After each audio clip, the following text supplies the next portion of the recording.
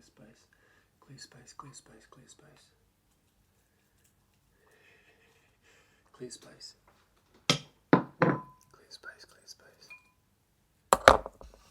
Clear space, clear space.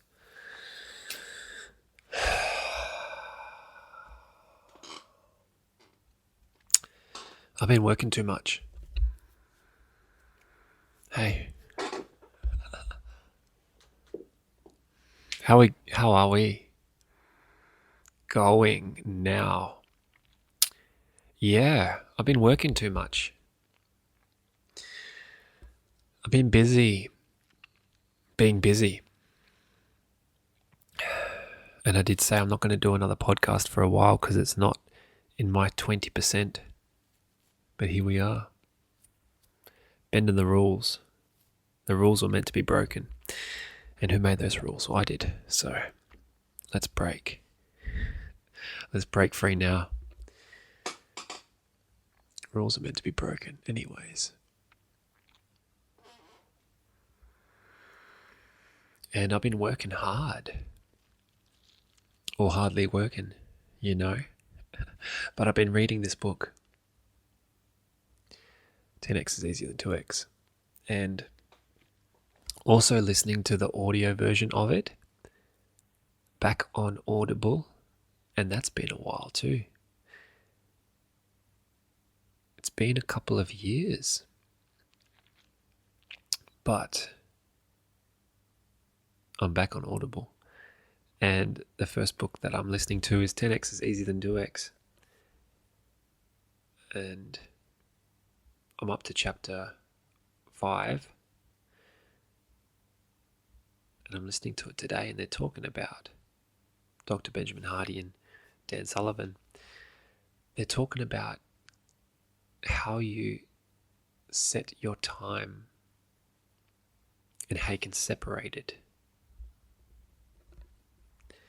So into 3 sections, talking about deep flow, deep rest, recovery, and buffer days. So, hello, by the way. So, deep flow allows you to work on what's important, right? Not what's urgent. Separating from the urgency and the importance. And it comes from Pareto's law of 80-20 as well. So what 20% of the work will give 80% of the results, outcome. And focusing your attention on that. Because what we do in life, a lot of it is unnecessary. A lot of it's habitual. Just doing, that actually doesn't get you to where you want to be. Whatever that wanting to be is, and some of us don't even set goals. So where do you want to be? There's a lot of directions here. But coming back to the 20%, what's important, focusing on that. And Dr. Benjamin Hardy also talks about having 3 priorities. So in Good to Great, Jim Collins mentions that if you have more than 3 priorities, you have none. Which is true. If you think about yourself as energy, as a laser beam, and where your attention is pointing to, if you're doing lots of things, your energy is everywhere. What's the chances that you're actually doing really qualitative work? If you're if you're answering emails, if you're responding to messages, if your focus, your attention is everywhere, what are the chances that what you're doing is quite focused, is in tune, is qualitative? Not likely. This is for my case anyways, when I'm thinking about me. Not likely. So focusing on the 20%. And setting seemingly impossible goals. has been a beautiful experience too that I've been doing recently. As you set seemingly impossible goals, it shifts the way that you think. Because if you're going for things in life that is something that you've achieved before, or something that's like 2x where you are, 10% better than what you're getting, you're going to find that there's like a multiplicity of avenues you can take to get to that place. So it's quite linear. There's a lot of things you can choose to get there. But when you go for the impossible goal, it's like the mind is like, oh, I don't know how I'm going to do that. That's good. Because if you knew how, then you'd be referring to your past experience to get you to where you want to be. But when the mind says, I don't know how, and it freaks out a little bit, it's actually a good thing. You actually want to be putting yourself in that place a lot more, I find. And what you start to do then is ask the question, well, if here is where I want to be, what must I do to get there? Because there's not going to be hundreds of paths. If it's an impossible goal, there's only really going to be one or two things you can do to get there. And the point of setting the impossible goal is actually to have a direction. It's like focusing on the horizon. It's going to consistently change. You know, you're never going to get to that destination, but the point is not getting to it. The point is focusing on it. So then you have a sense of direction, a sense of purpose, and know that we are constantly going to change anyways. But this is the difference, the way I see it. This is the difference for me, the way I've been moving, previously with spirituality. Because there's the oneness that we are. There is this divine sense of love and peace and happiness, presence and sacredness. And this divinity that we all are, this internal experience of, yes, everything that is happening inside of me is just a reflection. Everything out there, the 3D, is happening inside of me, reflected out and projected back. And I am all of this oneness. Yes. It's beautiful. And it's all happening now. But we also get to choose our life, We get to choose, and choosing is important, I feel, because life is going to happen anyways. We can either become reactive, or we do react to life, or we can decide. Because what you focus on, you will find. What you choose to see, you will see it. Doesn't have a choice, because it's attention, and it's coming back to what we are. We are attention, awareness, and we are a human being, and we must remember to have fun. Because it is our birthright. And this whole human experience, my name, Mark, is my ticket into the dream. This dream, now. So honor your humanness by being human and having fun. And I've been working too much. I have been, man. And what happens when you work too much is nothing really gets done, honestly. And Dan Sullivan, genius, creator of Strategic Coach, this online program that helps entrepreneurs level up 10x, be their best versions, I guess. He was talking about time, and he described it so eloquently in the sense that if you imagine Neapolitan ice cream, 3 flavors, strawberry, chocolate, and vanilla. And if you got the tub out, you left it on the kitchen counter, and if you're in Australia, if you're in Perth, you leave that bad boy for 15 minutes right now. On a day like today, you're going to come back to it, and it's just all going to be one. So all the vanilla and the strawberry are going to merge into the chocolate. It's going to be one. The oneness that you're looking for, you found it here in Neapolitan ice cream. You are the oneness. You are the ice cream. You are all of it. Anyways, the point of this oneness, is if you imagine doing 10 things in a day, if you look at a to-do list and you've got this massive list of to-dos and they're all random, there's meetings scheduled in with emails, scheduled in with getting back to clients, scheduled in with social media, content creation, whatever you do.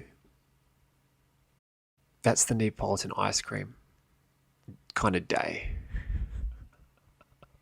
Because it's just all in one, trying to do it all in one. And that's how I've been doing it. And I realized from listening to this, audio version of the book, which is cool because after each chapter, Dr. Benjamin Hardy interviews Dan Sullivan. So they co-wrote this book. And, Dr. Benjamin Hardy is an organizational psychologist. He's an absolute lord of a human being. I have the utmost respect for Dr. Benjamin Hardy. And one of those characters that you come across, in your life. And for me, what happens is I feel like a resonance with the expression of this human being. And I go on a bit of a experience of just diving deep into the content of such a resonant creature. I'm thinking a few resonant beings in my life right now. I've got definitely Maddie Gamble over in Sydney. I've got Cam Rosen at the moment, loving his community, his energy. And right now, Dr. Benjamin Hardy, through 10x is easier than 2x. And also, I'm in a program called Rapid Transformation, this 8-week program with Dr. Benjamin Hardy and 500 other beautiful souls around the world, and rapidly transforming your life now. And coming back to this chapter, man, this chapter of how you allocate your time. So Dan Sullivan's talking about the 3 different ways in which he allocates his time and how he teaches his entrepreneurs through his coaching program. So you got the deep flow, the deep rest, and the buffer days. So how I see it is the deep flow, thinking back to the 20% that you're focusing on, 3 priorities, the deep flow would go into those 3 priorities. Deep rest and recovery is something that, I do here and there. I mean, of course, I do every day. Meditation, breath work, ceremony, opening ceremony, in the words of Cam Rosen. I do that. However, I've been Neapolitan ice creaming the fuck out of my days. The best way to describe what I've been up to. I've been mixing it all into one day after the next day after the next day. And I've only really allowed myself to realize this now. Been thinking I've been doing lots of stuff, but I've been doing lots of stuff every day and I haven't truly turned off the thinking, which can be a danger.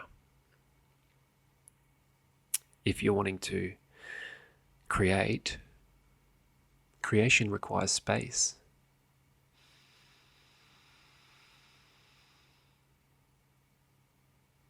It requires stillness, quiet for me.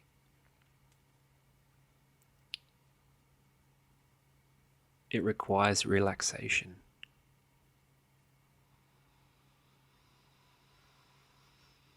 Slow breathing. And yeah, I've just been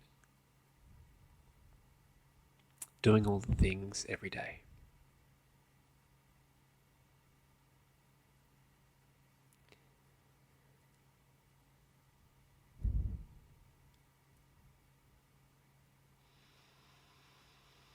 Which is okay. I am human. I'm doing the best I can.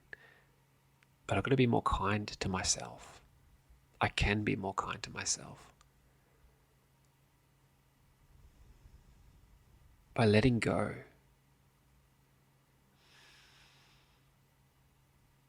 And remembering to have fun.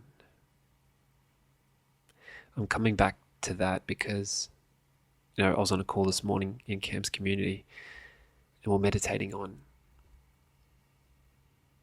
opening ceremony, ritualism, and how the word routine isn't doing it for Cam. And I feel, yes, I resonate for me because routine for me was get this done so I can go do some shit. After that, smash it. That's what it was. It was for me, man. I was waking up early. I was straight away into a workout. Smash a coffee, cold shower. And I had a mantra in the shower. I am the greatest funk, rap, comedy rocker known to the world. And that was when I was a musician, And I was doing the things to get to the next thing. But I forgot about being, the being part of doing. It's always here. And when you bring in ritual, you bring in ceremony, you bring in intention, what you're doing is you're slowing things down and you're starting to remember the sacredness of all of the things. And it doesn't have to be too heavy, too spiritual. It can be fun. That was a reminder from David in the group today. He's talking about fun. And I'm like, yeah, life is all of the things. And I want to experience love and fun and ceremony and ritualism and enjoyment, dance and song and music. And I've got a guitar. I haven't strummed that guitar enough. And what I want to do is I want to start really looking at the way that I operate during a week and start separating the signal from the noise, the 80%, the 20%, but also bring some more fun in. Bring some more family in. And really separate the days. So this day is no longer Neapolitan ice cream. It's no longer a mixture, conglomeration. It's now just one thing, right? And that could be a Tuesday and a Wednesday. The deep flow. And it's not like you are setting this day to do this exact thing. It's more like this day is set aside. The space has been provided for you to do whatever it is. And with that intention, you're creating that space, and now you're free to create. Because before, when you're restricted, it's a tightness. It's like I am wearing this and I'm going to have to do these things. This is what I'm going to have to do. And you don't actually have room to allow for that one friend to call you and say, hey, I'm doing this. You want to hear about this thing? And then that thing could lead to whatever. It could lead to the most glorious thing because you've got the space to take that call. Don't have that space when you're in the 9 to 5. I know that from experience, But now I choose my life. I choose to work 3 days a week as an electrician. I choose that. You got to make the choice. Whatever you want to do in life, you got to make that choice. Otherwise, the choice will be made for you. At times at the detriment of your soul, depending on who you want to be.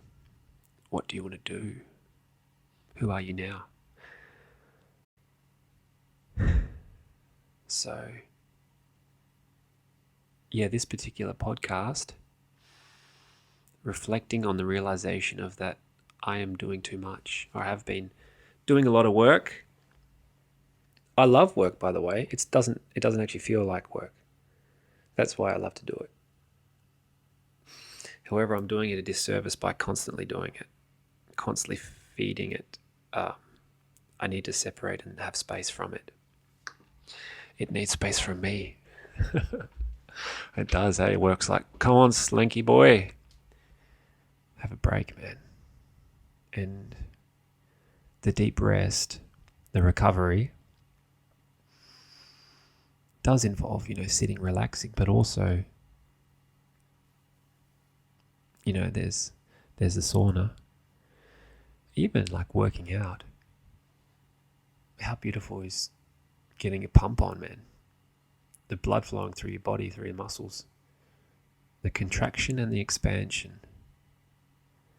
That's a big one coming up for me lately. That's life. Contraction and expansion. The breath in and the breath out.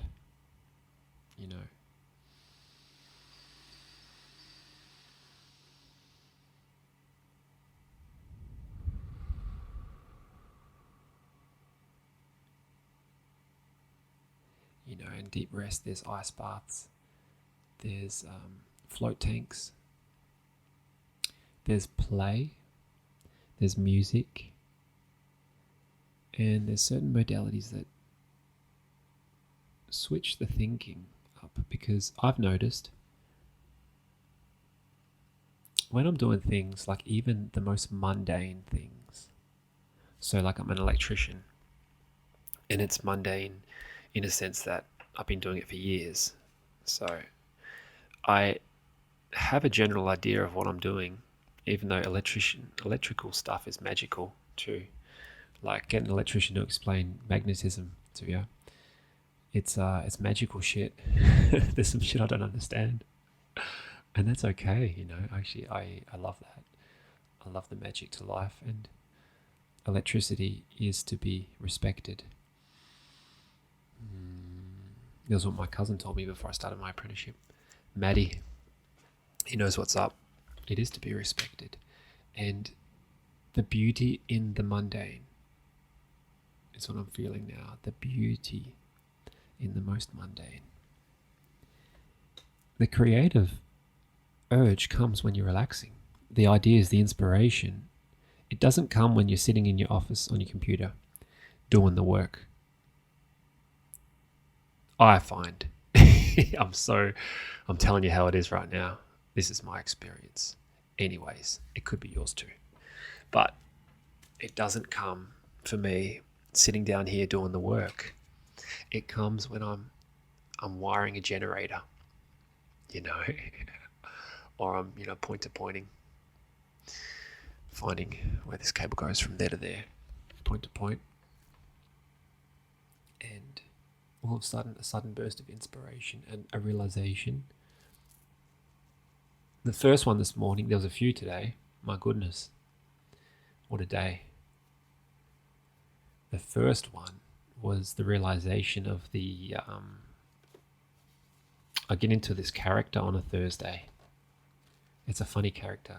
I think I do enjoy playing it. It's the rush instantly after the call with Cam Rose and his community on a Thursday. Starts at 5 a.m. for me. Yeah, and then it generally finishes just after 6. But I've got to be at the electrical workshop at 6:30. That's when I start on a Thursday. And if I leave my run too late, if the call keeps going and I'm drawn in and I can't leave the call, I'll make that decision, I'm going to stay. Then I'm going to be the rushing guy. And I actually really enjoy that character, but it really is annoying, that character too. And I can see how my wife could be frustrated, because here he is. Let's have a look at the perspective of my wife. Here he is. It's 6:15, and the door flings open, and my wife's on the couch, and here I'm just rushing out, like, I gotta go! Giving it the big Evan Britton, we gotta go! Mark! And I'm out the door. No, but I'm not actually. I'm just telling my wife 100 things. And she's like, you just gotta help out. And it hits me with the truth bombs. She hits me with the truth. The divine feminine that she is. The truth teller. Gotta help out. Marley needs milk. She needs a dummy. Don't rush. Don't be like this guy. This is what I'm feeling. And she's right. There's no need to be that character. I've created him because I think I actually really enjoy him too. I get a bit of humor out of rushing around, because I see that character rushing, and I enjoy being that character. But it doesn't really help anyone. It doesn't actually help me either, because you can get in the thoughts of like, oh fuck, I'm late. I'm going to be in the car rushing to work. And you know what happens with the traffic when you're rushing to work? The traffic just comes more and more and more and more. And it doesn't really help your nervous system. There's no ceremony in that. It takes the ceremony out of everything, doesn't it, when you're rushing? It takes the sacredness out when you're just in the Nissan Pulsar fanging down the Tonkin Highway. Maybe 110, you're pushing it. You're really pushing it. That thing can go. It's a speed racer. I fucking love my Nissan Pulsar, man. But anyways, the Russian guy. The Russian. Yeah, I was going to say the German doesn't like the Russian, but it's it's true, man. Like, that was a realization of like, oh yeah, I've been playing that character out too long. And he doesn't need to be. It doesn't need to be this way. How can I shift it? I can prioritize in the moment. I have an alarm. It goes 6:05, and that's when I go, That's when I depart the call, and that's okay. I'm not going to miss out on anything. I'll just miss out on that Russian guy, which is not a bad thing at all. Because then I can slow myself. Right? And this is the beauty in ceremony, in ritualism. There's no rush to get to the next moment. There is just this beautiful slowing down, this enjoyment of this moment. And I feel that's why I love to give it up in the morning, to hand it over. Hand over everything. I say hand it over to God.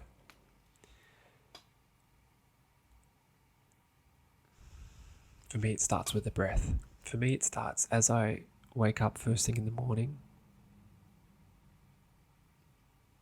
There's this internal yes.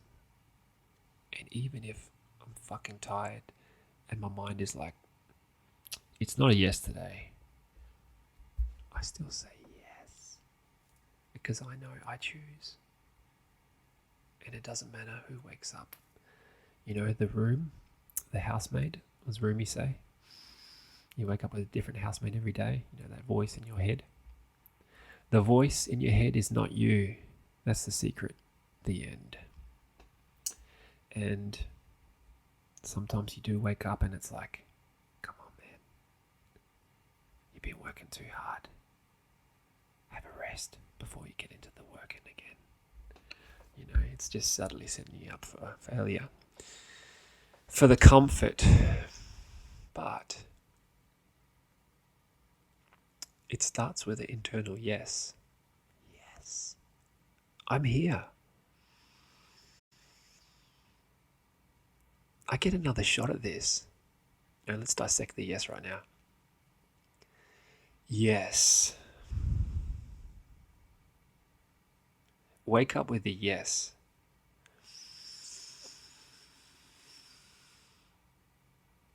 A yes is the opening ceremony for me. Because a yes is a yes to life. I say yes because I choose to be here in this life. I get another day.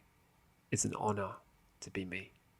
It's a privilege to be human and to be your name. And it's your birthright to say yes to life. So it starts with a yes. I was reading It's Here Now Are You by Bhagavan Das, and he was talking about the level of awareness you have as soon as you wake up and you're in your bed, and you know how one nostril is open, the other one's not, generally. Yeah. If you notice that your left nostril is open, get out of bed with your left foot on the ground first. Or if you notice that your right nostril happens to be open this morning, get out of bed with your right foot first. Now, I would say that would be ceremony, that would be intention. That would be the way you would start, For me, it's a yes. Because I forget sometimes which foot I'm getting out with, to be honest with you, which nostril's going on or off. I know it when I'm breathing, when I'm doing the breath work. And I always have this thought, I don't know if it's real. Sometimes you hear things, you see things, and it could just be like a thought. Because who's to say this is true? They say if the left nostril's open, it's like a spiritual thing, and then if the right nostril's open, it's more for the mind. That's what I heard, something like that anyways. Don't quote me, because I don't know what's going on right now with that. I heard it, so it must be true. And after the yes, I go into the furthest room away from the bedroom, and I sit down, and that's where I do my breath work. It's the spinal breathing. It's the one where you breathe like this. You do that, then it goes into a double breath, or twice as fast, times 2. And then it goes into the breath of fire through the nose. Back to the spinal breathing. Get the Shakti going. And then there's a breath hold at the very end. And the breath hold was talking about it last Thursday on Camps. Beautiful community with Tommy Moore. Legend. I got some Huberman vibes. Neuroscience genius. And beautiful soul. And he was talking about the point at which you hold your breath, right? And there's this sensation, after you hold it for a minute or however long, there's that sensation, there's that desire to breathe. And when you meet it, when you meet that desire, when you witness it, what I do in that moment is that's when I hand it all over. I hand it all over to God, and I sit with that desire to breathe, and I witness it, and I honor it, just as I honor the full moon, just as I honor the star outside my window that I see it. There's always one star as I'm breathing. And I sit with the desire to breathe, because you can always just breathe, but what if you just see it and just hold that little bit longer?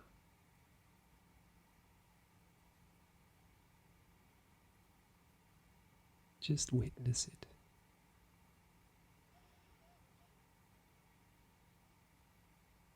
And then breathe in. And then when I breathe in,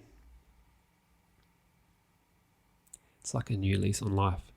Doesn't matter how I was feeling before that moment, because now I'm here,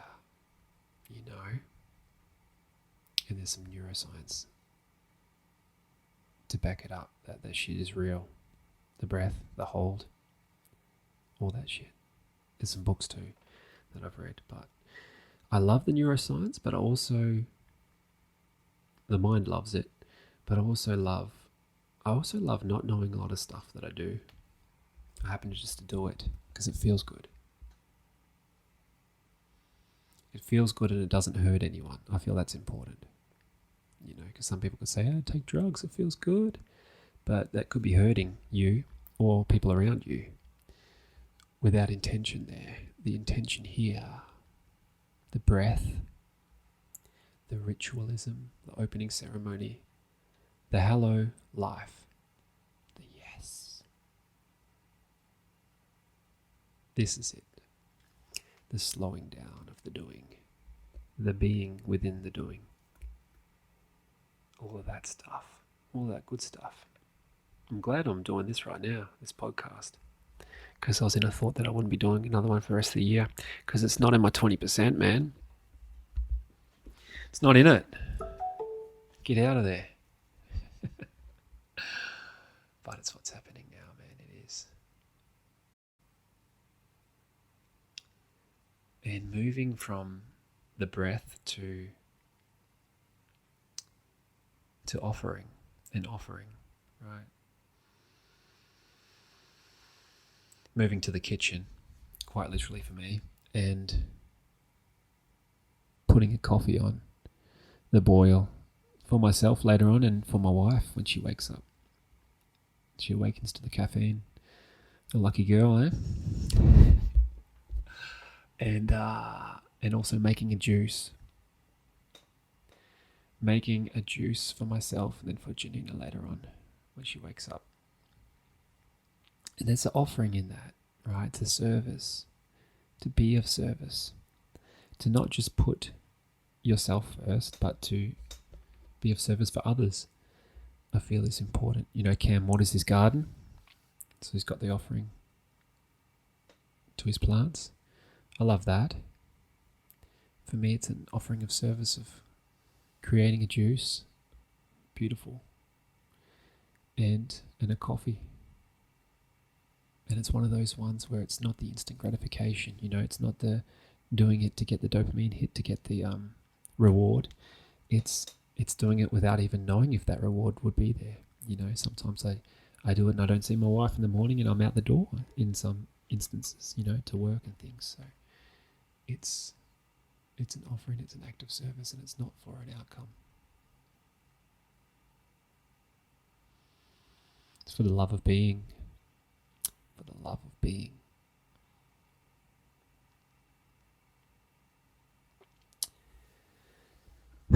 Yeah, so there's that. That's where I'm at. And there's the realization of the time. I've just been Neapolitan ice cream my whole days, every days, doing all the things at once. And so for me, what that means is, okay, so what are you going to do now? So I'm going to look at my week. I've got electrical work 3 days. Every Wednesday we've got a call in my community. I've started this community, Break Free Now. It's on Circle. So cool thing about it is a lot of cool things, but it's out of the realm of Instagram and Facebook, so there's no distraction there. Every Wednesday I have a call at 5 a.m. So I want to look at like a Tuesday, Wednesday, maybe a Sunday being the deep flow. So dedicate those days to my 20%. What's important, not urgent. What I want to focus on, and not to schedule in this day is going to be this thing, more like this is the space. So clear the schedule. It's a clearing. Because as you clear space, you allow energy to flow. It's that feeling you get, when you've got a lot of stuff in your house and you start giving it away and you wonder why you feel good. I know why. I'll tell you. No, you guys know. It's that, it's the same as your desk. If you've got a desk at work, you start getting rid of things. It clears your mind too, because you don't have to think. There might be a thought in the back of your mind like, oh, that book's there, it's been there for a long time. Could get rid of that book. Or my wife, she's got boxes of bags that she's collected all her life through her journey in Germany. It's important that we keep those boxes of bags because you never know when you can need 100 bags. No, it's not really important, but how beautiful to witness her growth in letting go of so much, not just appliances and household items, letting go of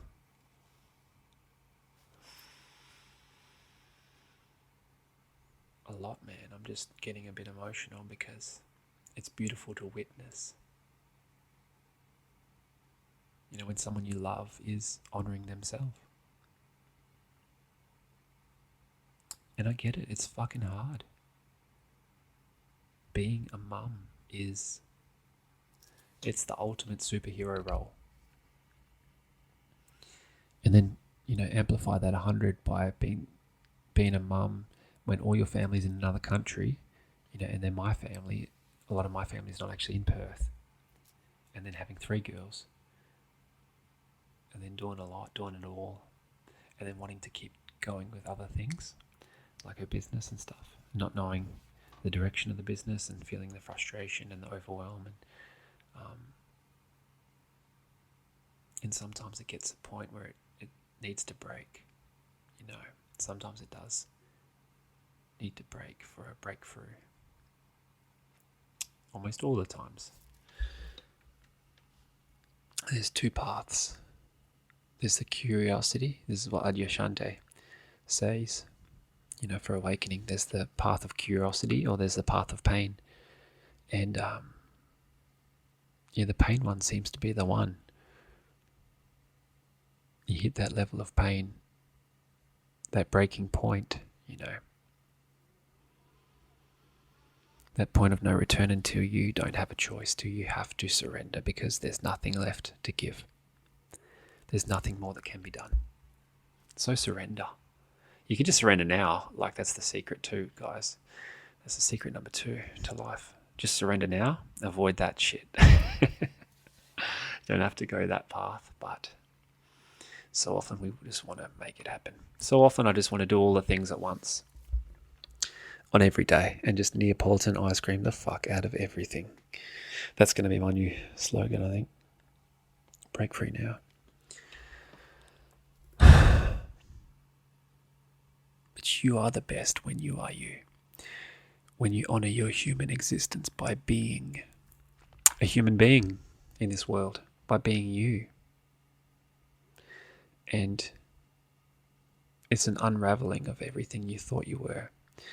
And it comes back down to being who you are. Now, it's cool, it's freeing.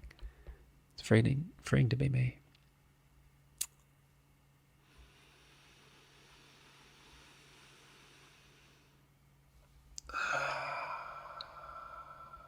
Let it go. It's freeing to be. That's it, guys. And just before I finish, I do have a community. And I would love if you guys would love to check it out. And the purpose, the intention of that is growth, is expansion. If you can imagine how it used to be, people gathering around in tribes, small circles, sitting around a fire and expressing the story, sharing their truths. That's how life happens. That's my idea of connection, of community, of being yourself. And sharing that with like-minded people who resonate, who are in harmony, in resonance, whose hearts are intertwined and open. If that feels like you, come vibe, come check it out. I'll post a link in the show notes here, or breakfreenow.com.au. You can check that out. And let's build it. Let's change this world. It starts with a small group of people. That's what Margaret Mead said. If you want to change the world, it starts with a small group of people. It starts with you, really.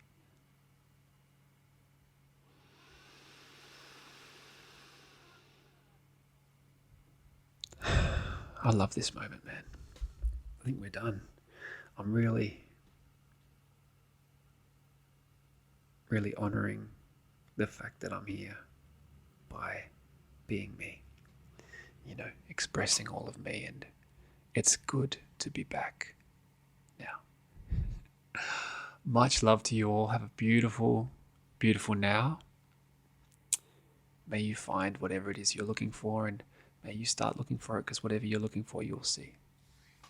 Much love now.